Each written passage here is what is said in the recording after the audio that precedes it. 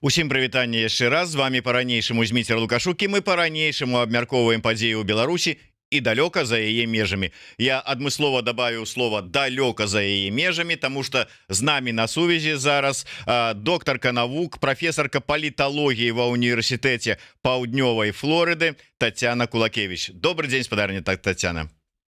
Добрый день, Зміцер, вельмі прыемна вярнуцца да вас. Ой, аж як нам прыемна вас нарэшце побачыць. Столькі я ўжо спадзяваўся часу, што вы да нас еще прыйдзеце з аглядам найперш таго, што адбываецца ў палітыцы ЗША. Ну але ўсё ж таки недарэмна, я ж сказаў, прафесарка паліталогіі ва універсітэце. Дамагчыся вот адарваць яе ад студэнтаў было і ад навучальнага працэсу было даволі складана. Але тым не менш, як адмыслова ўсё ж таки да нашага сённяшняга эфіра здарылася чарговая такая экстренная падзея у ЗША у звязку с прэзідэнцкімі выбарамі, якія там адбываюцца, з прэзідэнцкай кампаніяй. І зноўку Трамп потрапіў у сітуацыю, калі нібыта на яго адбыўся замах. І спадарня Тацяна, будзе першае пытанне у звязку з гэтым, як адрэагавалі у ЗША на гэтую сітуацыю, на гэтую ці то замах, ці то не замах, пакуль што яшчэ здаецца до конца невядома, але тым не менш такую сітуацыю вельмі падобную на замах на Трампа. Зараз медыа кажуць, і людзі глядяць на это так, што ну вось яшчэ одна спроба забойства кандыдата ў прэзідэнты. Зараз аналізуецца, што здарылася. Чалавек, які спрабаваў забіць гэту спробу зрабіць, яго арыштавалі ўжо, і зараз ідзе аналіз. Трамп сказаў, што ўсё нармальна ў яго. Камала Харріс і Байден рады, што ён жывы і не памёр. А зараз пачынаюцца даследаванні, што там да чаго, што здарылася. Гэты чалавек, якога арыштавалі, мае ўжо крымінальны, вось у яго, ён парушаў закон раней і расказваў, што гэта зрабіў з-за таго, што Трамп не падтрымлівае Украіну нібыта, і расказвае, што скончыць вайну хутка, гэта нібыта здасць Украіну Расіі. Вось такія у яго, ад яго мы чуем паведамленне ад гэтага чалавека. А увогуле гэтая падзея, яна адцягвае, тут самае галоўнае, яна адцягвае ўвагу ад Камалы Харріс і ад вось гэтых дэбатаў, якія мы яшчэ учора і пазаўчора чыталі і глядзелі, аглядалі, аналізавалі. То сёння ўжо іншая падзея і іншы фокус медый. Зараз больш на Трампа будзе адцягваць увагу ад дэмакратычнага кандыдата Камалы Харріс. Вось сапраўды нейкае такое, вот як сказали бы прапагандысты расійскія, супадзенне.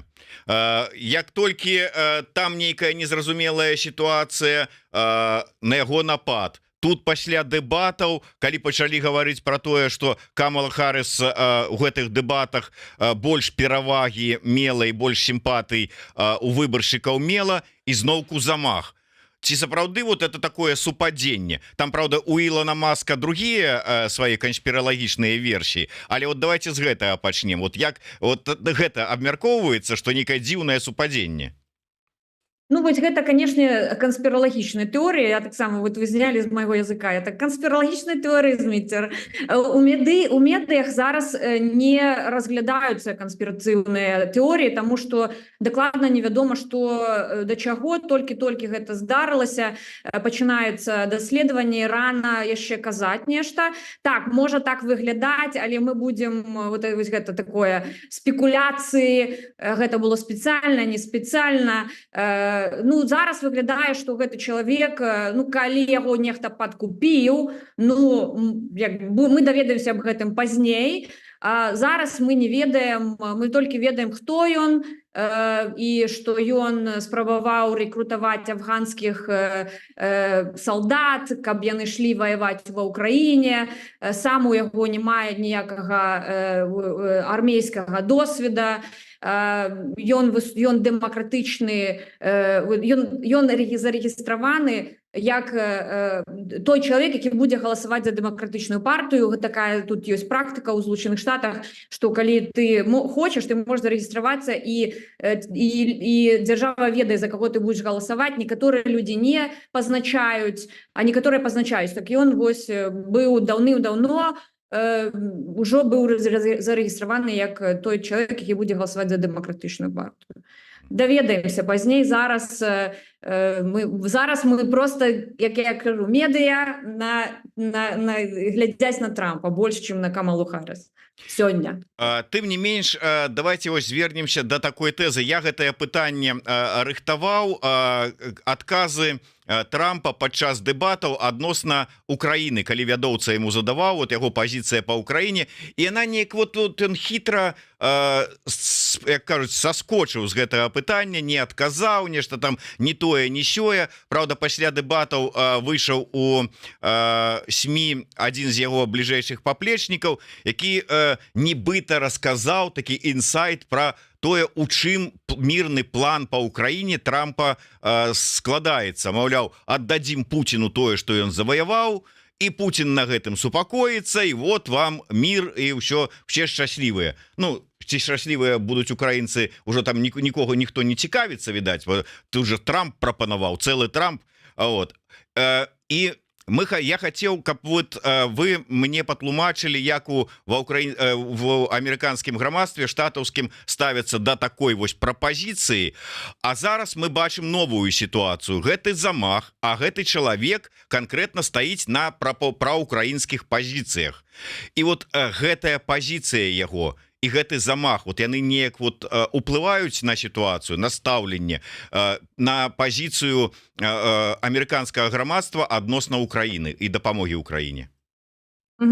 Я зразумела пытанне, вельмі добрае пытанне, вельмі такое комплекснае. Зараз давайте разглядзім з розных бакоў гэта, каб зразумець, што ў грамадстве амерыканскім. Па-першае, трэба зразумець, што за роля віцэ-прэзідэнта у амерыканскай палітыцы. Вось мы расказваем, што Джей Ді Вэнс даў інтэрв'ю CNN і сказаў, што магчыма, вельмі такое важнае слово ў яго адказе пра Украіну, гэта probably это мажліва, так будзе. Гэта значыць, што гэта не факт, гэта яго погляд на гэтую сітуацыю. І гэта для мяне гэта было не дзіўна, таму што ён прадстаўляе ізаляцыянісцкую частку выбаршчыкаў і дзяржавы. І іншага нечага ад яго чакаць я не ведаю, чаму мы павінны. Гэта адно. Другое, тое, што роля віцэ-прэзідэнта ў Злучаных Штатах, яна адно, што ён робіць, гэта яго яшчэ называюць, як так сказаць, сэрцабіенне прэзідэнцтва, трошки адцягнутае ад прэзідэнцтва. Маецца на ўвазе, што калі прэзідэнт памірае, яго імпіч, то ён, ці імпічмент, то заступае віцэ-прэзідэнт, становіцца прэзідэнтам Злучаных Штатах. І яшчэ адно тое, што ён з'яўляецца афіцыйна прэзідэнтам Сената, але без права голаса. Толькі ён можа галасаваць, калі Сенат не можа вырашыць 50/50, няма большасці галасоў, тады галасуе прэзідэнт Сената, вось гэта віцэ-прэзідэнт. Больш у яго фармальных роляў у Канстытуцыі Злучаных Штатах няма. Астатнія ўсе яго ролі гэта нефармальныя. Ён можа радзіць прэзідэнту, ён можа прадстаўляць дзяржаву на нейкіх там сустрэчах, але гэта такое, што Трамп яго можа слухаць, можа яго не слухаць. Ён выказвае сваю кропку погляду. Я зараз таксама раскажу, чаму гэта, што з гэтага можна таксама. Наступная такая рэч, што выбаршчыкі ў Злучаных Штатах, яны, зараз вам гэта не вельмі спадабаецца, не цікавяцца вельмі знешняй палітыкай Злучаных Штатаў падчас выбараў. Зараз можна паглядзець, калі нехта не верыць, можна паглядзець апросы дэмакратычнай дзяржавы, можна на іх звяртаць увагу. Там можна забачыць, што 41%, прыкладна 40% людзей хвалюе эканоміка, праблемы з эканомікай. 19, а каля 20% выбаршчыкаў хвалюе пытанне іміграцыі. там нешта 10% хвалюе аборты. І 10-1, ну до 5% хвалюе знешняя палітыка. Таму для выбаршчыкаў Злучаных Штатаў да выбараў яны хочуць пачуць, што будзе зменена ў іх на кухні, што з прадуктамі, разумееце? І таму вот гэтыя пытанні, вось, што будзе з Украінай, яно не асноўнае для выбаршчыкаў. І таму, калі Трамп кажа, пытанне эміграцыі падымаецца на дэбатах увесь час, ён агульныя фразы агучвае, і адно з іх эміграцыя і эканоміка, гэта таму, што 60% хвалюе гэтае пытанне. Разумееце? І таксама яшчэ што, вось Джей Ді Вэнс, ён прадстаўляе, як сказаць, белага мужчыну сярэдніх гадоў, так? Это белы мужчына сярэдніх гадоў. Гэта менавіта тыя выбаршчыкі, якія рэспубліканцы, на якіх рэспубліканцы разлічваюць. Як бы там не паказалася странным, жанчыны больш галасуюць за дэмакратычную партыю сярэдняга ўзросту, белыя мужчыны галасуюць за рэспубліканскую партыю. На іх разлік, калі гэтыя ўсе словы кажуцца. Разумееце? Таму вось калі Камала Харріс кажа аборты, жанчыны гэта яе выбаршчыкі. Разумееце? Эканоміка гэта все выбаршчыкі. Знешняя палітыка яна не вырашае, не будзе вырашаць значна выбары ў Злучаных Штатах, хоць калі такія выказванні мы чуем, такія радыкальныя, яны могуць адштурхнуць некаторую частку выбаршчыкаў, але гэта не асноўнае пытанне, таму мы не моцна аб гэтым, яно не будзе вырашаць. Так як дэбаты не вырашаюць вынікаў выбараў, таксама гэта, на жаль ці не на жаль, ну такая праўда ёсць, выбары ў Злучаных Штатах не аб знешняй палітыцы. Ну, можа быць, в прынцыпе, гэтай пераважнай большасці краінаў тое ж самае рэлевантна, як кажуць, таму што перш за ўсё ж таки цікава, што будзе ў цябе, у кішэні, у доме, на гаспадарцы, а потым ужо ўсё іншае. І таму ці не прыйдуць мігранты, каб паесці тваіх катоў з сабакамі на твой двор. Дарэчы, як там гэта паплывала мемнае выказванне Трампа на вот яго выбарчыя, на яго ввогуле стаўленне да яго выбаршчыкаў? Тут такая таксама сітуацыя, разумееце, калі дэбаты пачаліся, людзі, якія ўжо вырашылі, што яны будуць галасаваць за Трампа, так, яны ведаюць, хто такі Трамп. Яны яго бачылі раней. Яны ведаюць, што ён можа сказаць глупства любое, і я ўпэўнена, што людзі проста смяяліся некаторыя з гэтага, але, а вось калі Камала Харріс адпавядала на пытанні, нешта там казала, з ёй знаёміліся. Яна паказала сябе ўпэўненым кандыдатам.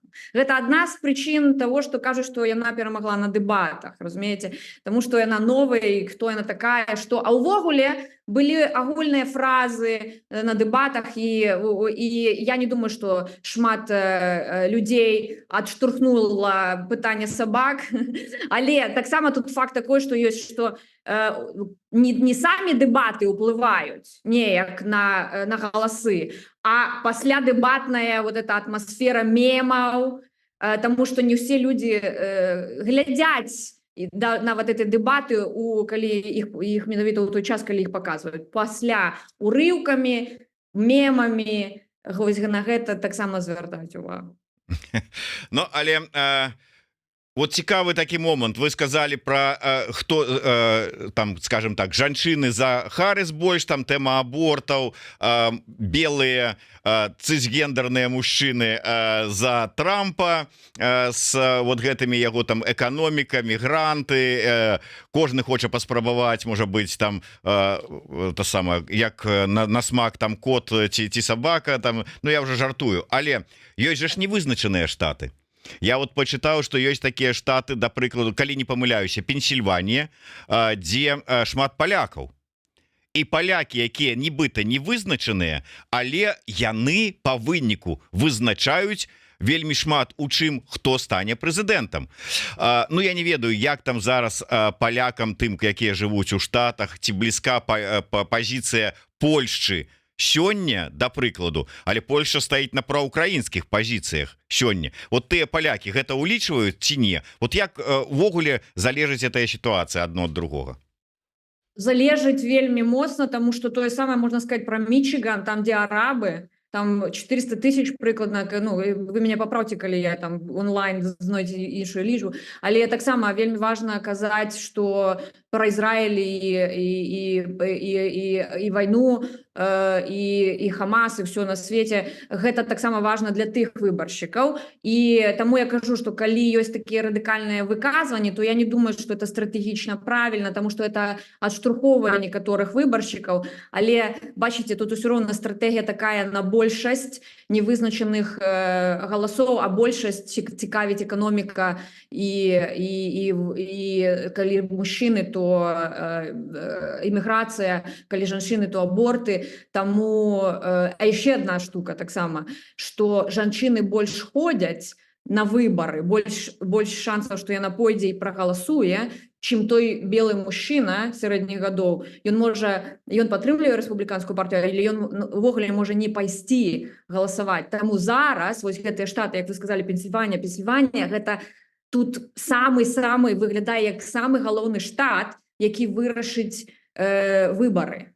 Таму што астатнія яны пачалі паказваць прыкладна плюс-мінус там працэнты, хто за каго пойдзе. Для рэспубліканцаў яшчэ вельмі важна Джорджія, Пенсільванія і Джорджія, і Норс-Каралайна, напрыклад, так? І яны на гэта разлічваюць і разглядаюць розныя камбінацыі, якія там гэтыя 3 штата, ці гэтыя 2, ці гэтыя, як оно будзе выглядаць. Таму што робіцца? Тых палякаў, якія на эміграцыі, да іх яны паедуць асабіста. Гэтыя кандыдаты ў прэзідэнты, вось Камала Харріс, яны паедуць, пазнаёміцца з гэтымі людзьмі, нешта там ім сказаць асабіста, каб яны больш упэўніць іх схадзіць на выбары, нешта паабяцаць ім такое канкрэтнае. Таму што апошняе, што я таксама тут заўважыла, это тое, што тыя людзі, которые не вызначыліся, так, у Пенсільваніях ці ў астатніх штатах, якіх мы называем фіолетавымі, таму што яны не блакітныя, не чырвоныя, яны не вызначыліся, яны фіолетавыя. І шмат гэтых не вызначыўшыся людзей, яны яшчэ не вызначыліся. Таму што на дэбатах і Трамп, і Харріс размаўлялі і казалі агульныя фразы, а ім трэба канкрэтика. Яны кажуць самі сабе: окей, мы паслухалі, мы паглядзелі, хто яна такая, мы ведаем Трампа, але ні он, ні яна не сказалі нам, як гэта датычыцца нас, што яны канкрэтна даюць нам. І таму з гэтымі выбаршчыкамі трэба зараз працаваць, і гэта робіцца. І вось гэтая спроба забойства, напрыклад, зараз, так, яна прыцягне, так выглядае, што таму што медыа зараз на Трампа і жыццё чалавека магло быць забранае, так, людзям ёсць такія шансы, што людзі будуць даваць грошы больш рэспубліканскай партыі зараз на кампанію і больш будуць ездзіць і спрабаваць перапэўніць вот этих невызначаныя галасы асабіста, не праз дэбаты. Давайте вось, дарэчы, пра канкрэтыку, чаго чакаць ад каго. Ну вот нам хоць збоку, але ўсё адно важна. Мы ў прынцыпе чулі, што там Трамп хоць там как бы гэта туману напусціў, але больш-менш нейкае ўяўленне ёсць, што чаго чакаць невядома ад Трампа. Ладно. Але Харріс, яна з каманды Байдена з аднаго боку, з другого боку нават у бок Байдена шмат прэтэнзій датычна той же самой падтрымкі Украіны, што абяцанняў шмат, але то затрымкі, то не пайшло, то гэта не дазволілі, то гэта не гэта, маўляў кажучы, зацягваюць, баяцца нейкія перайсці чырвоныя лініі ў адносінах з Пуціным і гэтак далей. Харріс, вот ўсё ж таки яна працягне гэтую лінію такую вось байденаўскую, умоўна кажучы, якая таксама дзесьці тое, дзесьці не то, нічое, ці у яе ёсць сваё нешта. Вот ёсць уже нейкая вызначанасць у гэтым накірунку?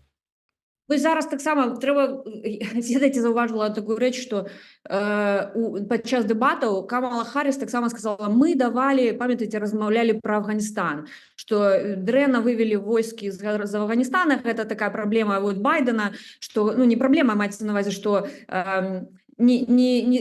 неправильно зрабілі гэта, вінаваціць гэту дзяржаву ў гэтым.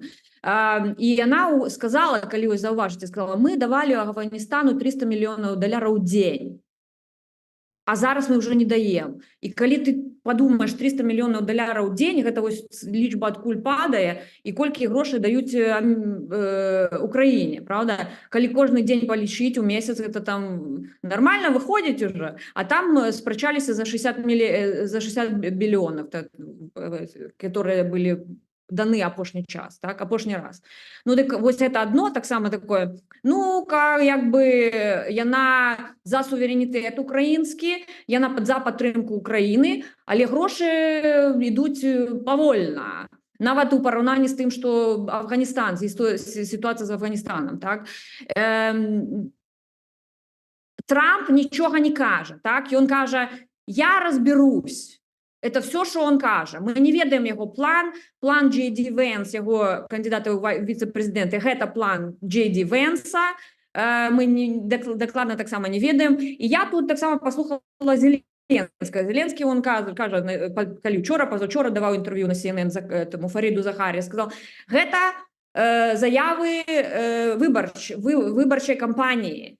Іх трэба паслухалі, але мне паабяцалі падтрымку, ён сказаў. Так? Я лічу, што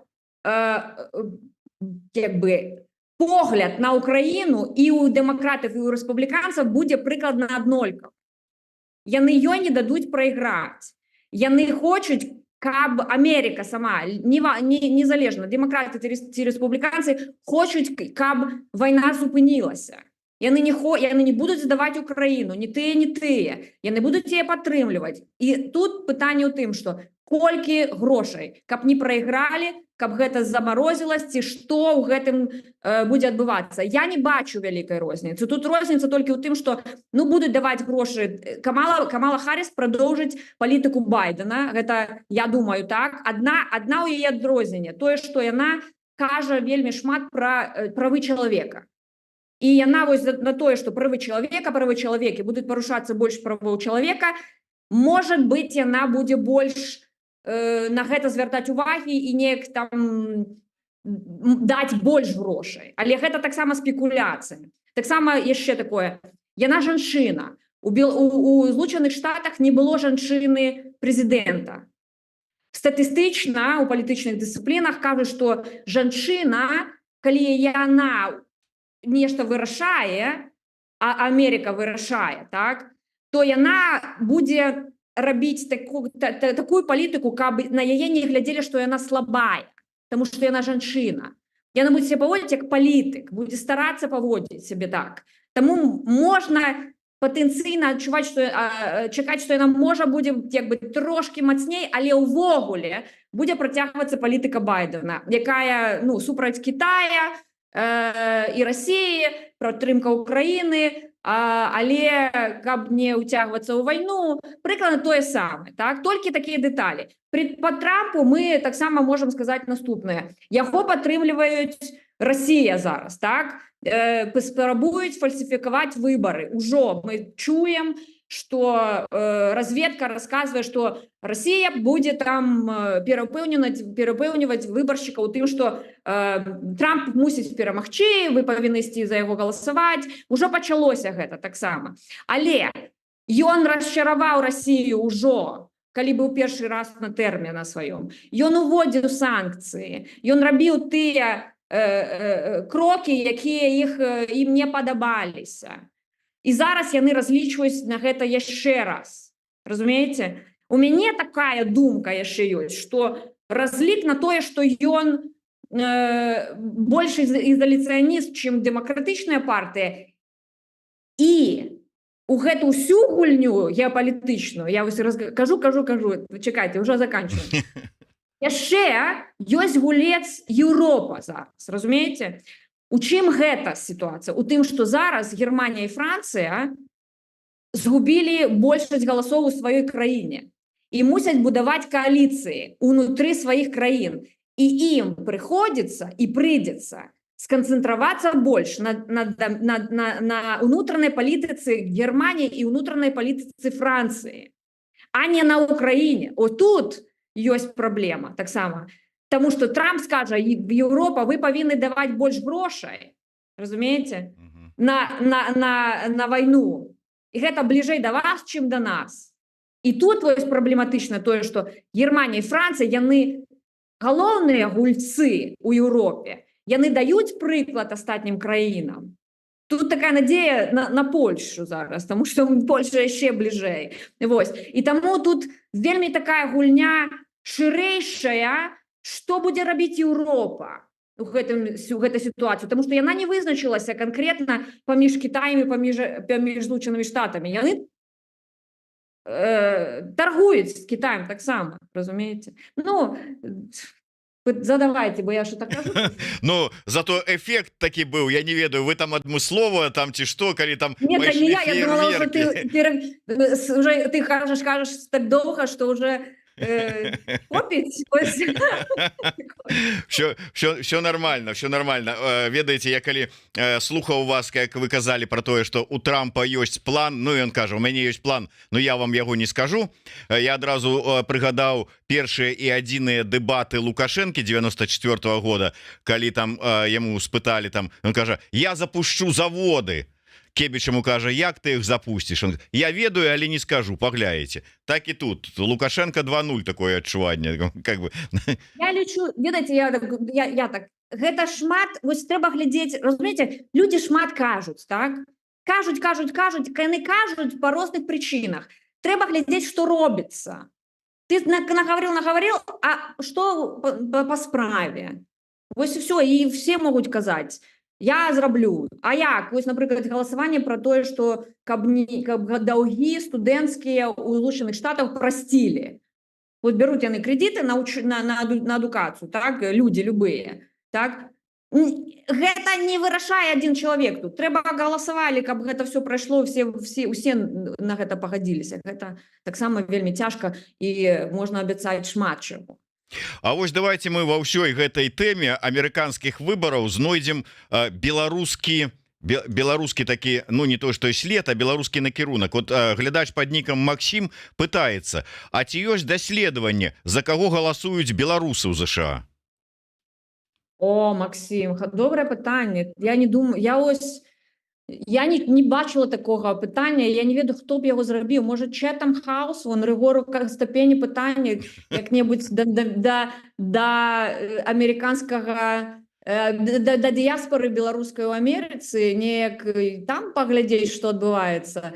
Я не буду спекуляваць, потому что я ведаю канкрэтна шмат людзей, якія, я бачу, будуць галасаваць за дэмакратычную партыю. Я ведаю людзей, якія будуць галасаваць за рэспубліканскую партыю у беларускай дыяспоры у Амерыцы. Я ведаю, ну, шмат людзей я ведаю, і я бачу розныя погляды. Тут такая, ведаеце, такая цікавая рэч ёсць, што вось іммігранты, ну, яшчэ, ведаеце, не все іммігранты беларускія маюць права голаса. Это таксама могуць расказваць шмат, а галасаваць не змогуць, таму што не грамадзяне. Але увогуле іммігранты, так, асабліва першая волна, вось это першая, тых, хто толькі прыехалі, не бацькі іх, а вось тыя, што той самі выжывалі ў Злучаных Штатах, іх будзе, канешне, хваляваць знешняя палітыка. І так, мне таксама цікава, за каго там большасць будзе галасаваць, але гэта таксама это толькі частка, і гэта не вызначыць вынік. Гэта важна.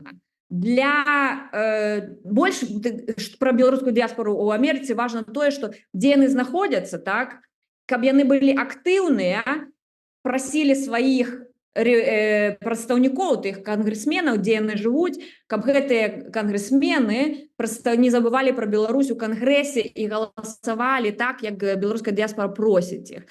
І вось гэтым важнасць беларускай дыяспоры, каб яны не маўчалі, а прыцягвалі ўвагу да Беларусі. І яшчэ адзін момант. Трамп сядзіць на тэме міграцыйнай.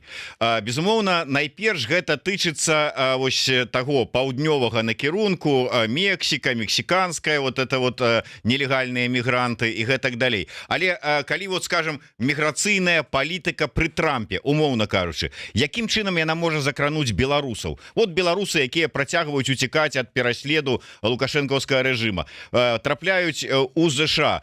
Міграцыйная палітыка, якую зараз прапагандуе Трамп, яна іх нейкім чынам будзе ушчымляць іх правы, ці как бы не асабліва, як ёсць так і будзе? Вот як вы бачыце? Ага. Ну, міграцыйная тэма, яна закранае, ведаеце, розныя таксама як бы сказать, розныя погляды, розныя моманты, я б сказала. Іміграцыйную палітыку, можна сказаць, яна таксама пра эканоміку, ведаеце, яна пра крымінальныя справы. Але тут я думаю, што пра эканоміку, дарэчы, знаёмы мне зараз, я так раскажу історыю, а потым адкажу на пытанне. Кажа: слухай, зараз раскажу табе жарт, але не жарт. І я такая: окей, добре. Ну што, кажа, ты ведаеш, што амерыканцы сталі мацнейшымі? Я кажу: ну і чё? І он кажа: окей, а раней дарослы чалавек мог падняць карзіну з прадуктамі за $20, зараз гэта можа зрабіць 5гадовы дзіцёнак. Таму, вось гэта, ведаеце, інфляцыя хвалюе больш, чым іміграцыя, але іміграцыя таксама можна падвязваць пад эканоміку, таму што вот эти мігранты, яны забіраюць працу, нібыта, і больш крымінальных злачынстваў. Тут справа такая, пра беларусаў, так? Тут, ведаеце, іміграцыя, яна сама па сабе пра нелегальных імігрантаў. Тыя ёсць беларусы, ну, па секрету, так?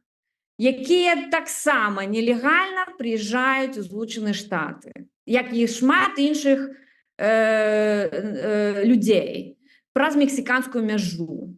За грошы плацяць, камусьці пераходзяць, потым просяць прытулак і так далей, так?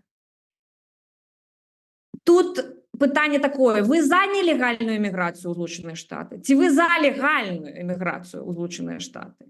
Калі за нелегальную, то тады вы всіх прымаеце, так? Уключаючы беларусаў.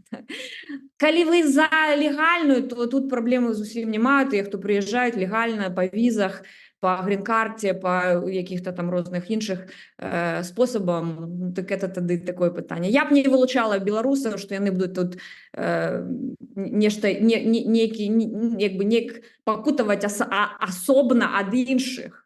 Ну, тады закроецца эта дверь, якая праз якую ідуць і украінцы, і все, хто хочаш, там ідуць, і беларусы. Слухайте, вы так вот рассказали шмат про амерыканцаў, якія мало цікавяцца знешняй палітыкай, і таму нават пытацца про тое, там, скажем, што дэмсілам беларускім чакаць у выпадку прыхода таго ці іншага кандыдата, ну, Трампа ці Харріс на прэзідэнцкую пасаду. Ну, я нават не ведаю. Можа, ім нават так по барабану, што яны как бы зараз і гэта не актуальнае пытанне, ці ўсё ж таки яно актуальнае? Вот як вам бачыцца, з кім здольныя, хто будзе прыслухоўвацца да пазіцыі дэмсілаў? Тыя, кому будуць расказваць, што это важна.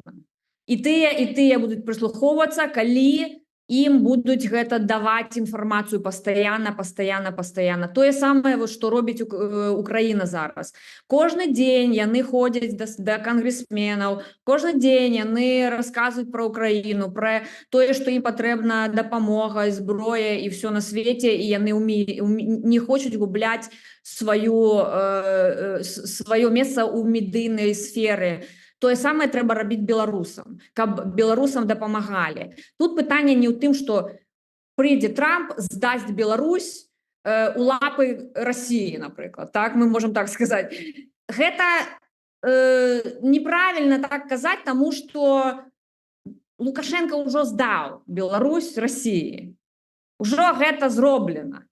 Тут трэба выцягваць Беларусь на новы ўзровень, на новую дзяржаўную кіраванне, новага чалавека, демократичную будучыню, свободу и все такое. А гэта справа зараз, конечно, демократичных силаў, не гледзячы на тое, хто прыйдзе да ўлады ў Злучаных Штатах. Трэба хадзіць, каб кангрэсмены галасавалі за тое, што беларускі народ хоча. І тады, калі ты просіш, тады табе дадуць. Трэба, я кажу, пастучаць у дзверы, просто так не ўпадзе, а незалежна ад хто будзе ва ўладзе. Тое самае Украіна зараз кажа, нам усё роўна, хто прыйдзе да ўлады. Мы будзем дамаўляцца з тымі і з тымі.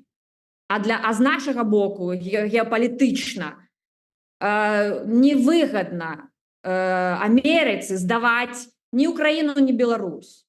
Таму што гэта зробіць шчаслівым Расію, а тое, што зробіць Расію шчаслівым, зробіць шчаслівым Кітай, які з'яўляецца галоўным ворагам Злучаных Штатаў, як бы там не падавалася. Таму што калі для Еўропы Украіна мае большае значэнне, то для Амерыкі галоўная гульня ідзе ў рэгіёне, там, дзе Кітай знаходзіцца.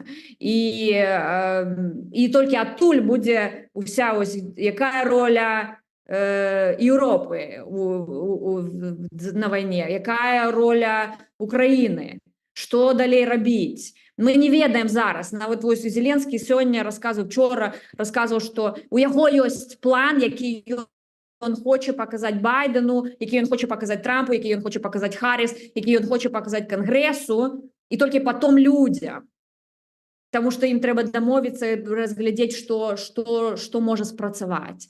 Таму не трэба быць песімістычным наконт выказванняў падчас выбараў у Злучаных Штатах.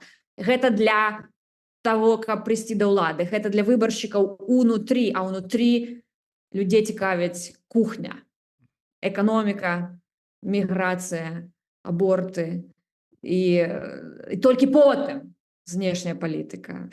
Выбары гэта не пра знешнюю палітыку. На жаль, але гэта не выкідвае гэтае пытанне з арбіты. Не, яно існуе, яно будзе абмяркоўвацца. Амерыка будзе даваць дапамогу Украіне, але зараз яны абмяркоўваюць, што ж, як бы гэта скончыць, каму, каб усім. Вось у лістападзе будзе новы саміт. Слухайте, спадарня Тацяна, все ж таки вы нагадали мне в самом пачатку, что мы вельмі давно з вами не бачыліся, ну і сапраўды месяцы 34 нават не бачыліся, а за гэты час адбылася одна падзея, і хоць яна уже была давно, я хацеў бы вот ваше меркаванне пачуць, але с прицелом на будучыню. Вось гэты обмен палітвязнямі, які адбыўся, ну нібыта паміж Москвой, а з іншага боку там пералічвалася шмат, там і США, і Польшча, і Нямецчына, і Францыя, і Беларусь. Але, як кажуць эксперты, усе астатнія гэта былі там для масавасці указаныя, таму што у асноўным это былі дамоўленасці, перамовы і абмен паміж США і Москвой. І па выніку гэтых абменаў, калі выйшлі расійскія палітвязні, было шмат прэтэнзій да беларускіх дэмакратычных сілаў, што як жа ж так, чаму вы аказаліся на ўзбочыне і вас ніякім чынам не далучылі. Я зараз пра тое, што вот вы кажаце, трэба беларусам штурхаць там кангрэсменаў, палітыка, усіх астатніх. Што зрабіць? Вот мне просто зараз кажуць, што магчыма рыхтуецца другі такі вялікі абмен США-Расія. Як беларускім дэмсілам у чарговы раз, калі ўзнікне гэта вот пытанне ўсё ж таки далучанасці, недалучанасці, не аказацца на узбочыне, а не ўсё ж таки у гэты працэс быць уключаным. Ну тут бачыце таксама пытанне такое, а хто вырашае гэта? Гэта вырашае дамоўленасці жа ідуць Путін і Захад. Правильно, а не оппозиция российская и Захад. То есть самое, что у Беларуси это не обовязково демократичные силы, яны ж выпускают. а выпускае Лукашенко, калі яму там нешта выгодна, то ён тады чакайце нам шмат та самае рассказывалі про тое, як там прадстаўнікі дэмсілаў, там прадстаўнікі вот это навальшчыкі, навальцы, плюс там Хрыста Грозеў там на каленке у кафешцы пісалі спіс палітвязняў, якія потым Байдену там перадалі, і ён там вот сказаў, вот этих людзей вот выпускайте. А чаму выбачаеце, ну калі взять гэтую версію, что там на каленке гэтыя прадстаўнікі расійскіх дэмсілаў нешта пісалі, чаму беларускія не могуць на каленцы, от Ціхановская не можа сесці і напісаць? Я разумею, я таксама у меня таксама пытанне, что было зроблена. Я вось не ведаю, что было зроблена, что не было зроблена. Яны удзельнічалі ў гэтым ці яны не удзельнічалі ў гэтым. Іх трэба пытацца, тут такое. Ну яны не удзельнічалі, ўжо пыталіся, я ўжо Франыку задаваў гэтае пытанне. Ну, трэба значыць удзельнічаць. А якім чынам вот вы бачыце такую магчымасць?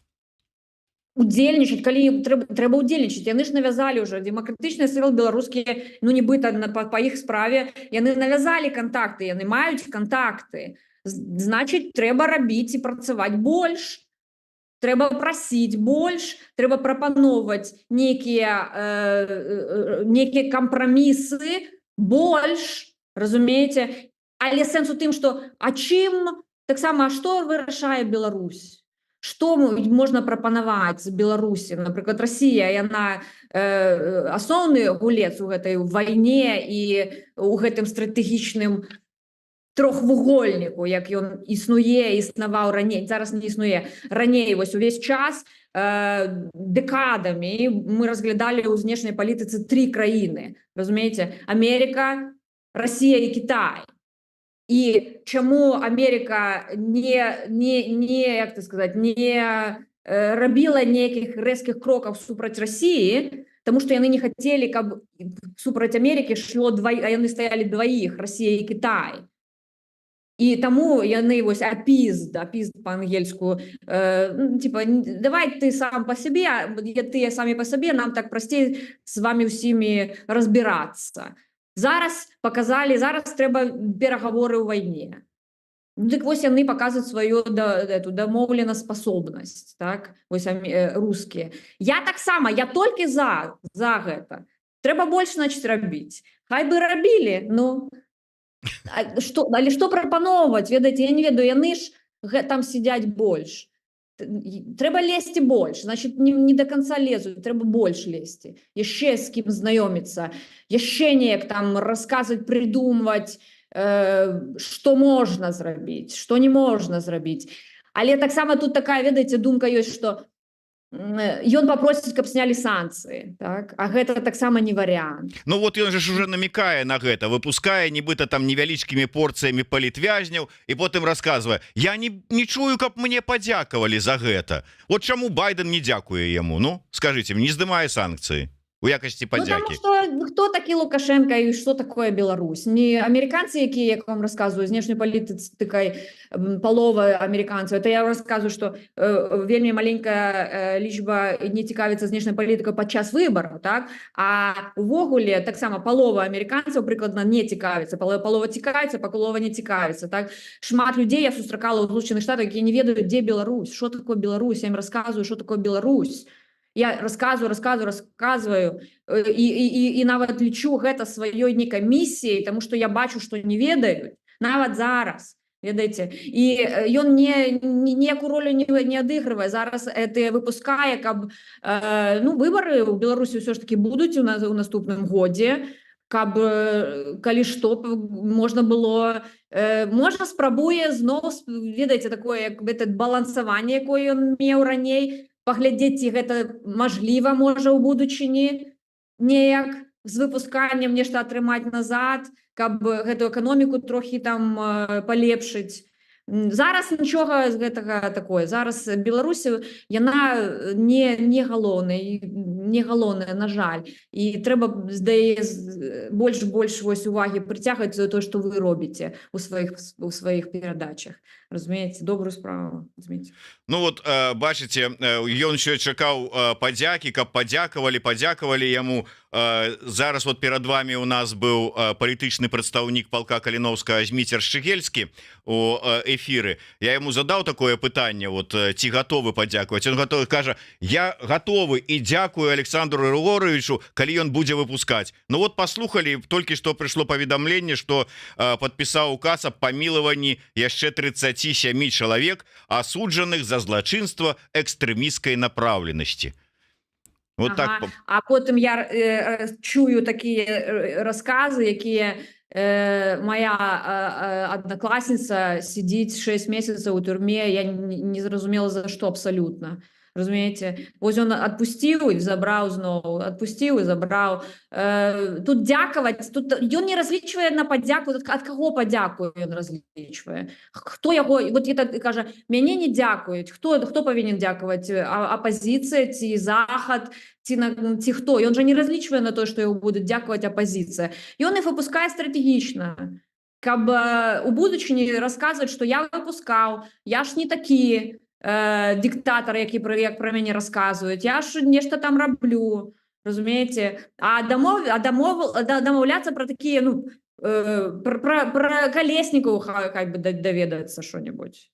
Что там? Дзе жывы чалавек ці не жывы чалавек? Я разумею яго гэтыя крокі, тому што мы ідзем у 2025 зараз. І зараз ідуць, як бы там не падавалася дрэнна ці як, падрыхтоўка да гэтых нейкіх дамоўленасцяў. Вось зараз у лістападзе нешта будзе там, з гэта выйдзе ці не выйдзе, можа не выйдзе, можа яны будуць эфектыўныя, можа яны не будуць эфектыўныя, таму што все-таки будзе вырашаць Украіна сваю долю і будуць глядзець, што там каму падыходзіць, таму што ўжо украінцам губляць няма чаго, ўжо все, памёрла столькі людзей, што назад ім уже няма дарогі, няма. Дзякую вялікі. На жаль, трэба завяршаць нашу размову. Я спадзяюся, што да дня галасавання па выбарах у ЗША мы яшчэ пабачымся са гаспадарняй Тацянай, тым больш што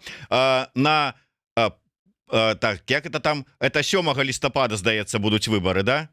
5-го? Да, вот 5 лістапада выборы, а Миколай Халезін прогнозуе, что 7 лістапада, калі ўжо стане вядома, хто стаў прэзідэнтам, то, сыходзячы з гэтага, Расія можа напасці на Еўрасаюз і такім чынам распачаць гарачую фазу Трэцяй сусветнай вайны. Так што спадзяюся, што да пачатку Трэцяй сусветнай мы з вами яшчэ пагаворым. Не, я вам так скажу хутенько, что Третья сусветная война, там шансов мало, тому что калі б ужо хотели, то ўжо бы яна здарылася, гэта палітычнай дысцыпліны, паліталогія, про якую я выкладаю. Ёсць статычныя даныя, што калі б нехта з гульцоў гэта хацеў, уже было шмат мажлівасцей гэта зрабіць, это не было зроблена. У Расія не зможа ваяваць супраць НАТО, гэта таксама факт. І яшчэ один момант. Пасля выбараў яшчэ ні Трамп, ні Камала Харріс у той самы дзень яны не становяцца прэзідэнтам. Гэта будзе толькі праз некалькі месяцаў. Ну так, але там, скажем, вот уже праз 2 дні пасля дня галасавання ўжо будзе больш-менш зразумела, хто перамагае, хто перамог, ужо можа быць так. Яшчэ не будзе інаўгурацыі, але ўжо вядома. І ўжо Путін можа прыняць рашэнне. Так вот, Трамп перамог, значит... Я разумею, але Путін за Трампа, калі Трамп прыйдзе ва ўладу, Путін будзе чакаць нечага, таму што ён же зараз хоча, ён же кажа, я хочу, каб Трамп перамог. Расчараваўся раней, але я все роўно хочу, каб ён перамог. Так? А Камала Харріс будзе працягваць палітыку Байдена, і я не бачу, чаму... Будуць, вайна, третья вайна, это... Зміцер, я яе не прадбачваю абсалютна. Будзем глядзець, зараз цікава разварочваюцца падзеі перад выбарамі, будзем глядзець, што далей, каб Трампа не забілі за пару дзён да выбараў. Зараз будзем глядзець, што яшчэ можа перабіць гэтую другую спробу забойства каб выбаршчыкі наконец-то вызначыліся тыя, што не вызначыліся, за каго будуць галасаваць, таму што гэтая кампанія зараз вельмі блізка адно ці другое, і гэта прыгажосць дэмакратыі, мы не ведаем, каго людзі выберуць зараз. Ну, ведаеце, калі Трампа заб'юць, то тады ўжо ён дакладна выйграе выбары. Але я магу зрабіць адзін палітычны прагноз на завяршэнне. Хто б не стаў прэзідэнтам ЗША, Трамп ці Харріс, як бы там Масква не адрэагавала, там ці там ура Трамп, там ці ура Харріс, там ці яшчэ што-небудзь, пройдзе зусім не шмат часу, як акажацца, што і гэты новаабраны прэзідэнт ужо там нагадзіў дзе-небудзь у пад'ездах Тамбова, Іркутска, там ці яшчэ Санкт-Петербурга якога-нибудь, бо ўсе прэзідэнты ЗША толькі гэтым і займаліся, якія падносіны не былі. Ну это само... Так, тут... Так, правда. Все, дзякуй вялікі. Тацяна Кулакевіч была з намі на сувязі. Дзякуй вялікі яшчэ раз. Слухайце, глядзіце, подписывайтеся, рабіце свае прагнозы, ну а перш за ўсё думайце про Беларусь. Жыве Беларусь. Так, і падтрымлівайце Еўрарадыё, каб яны існавалі і падсвечвалі беларускую тэму ў медыях. Дзякуй усім, хто далучыўся. Дзякуй вялікі. Вот нарэшце сапраўдныя словы сапраўднай прафесаркі. Ну, дзякуй, Тацяна.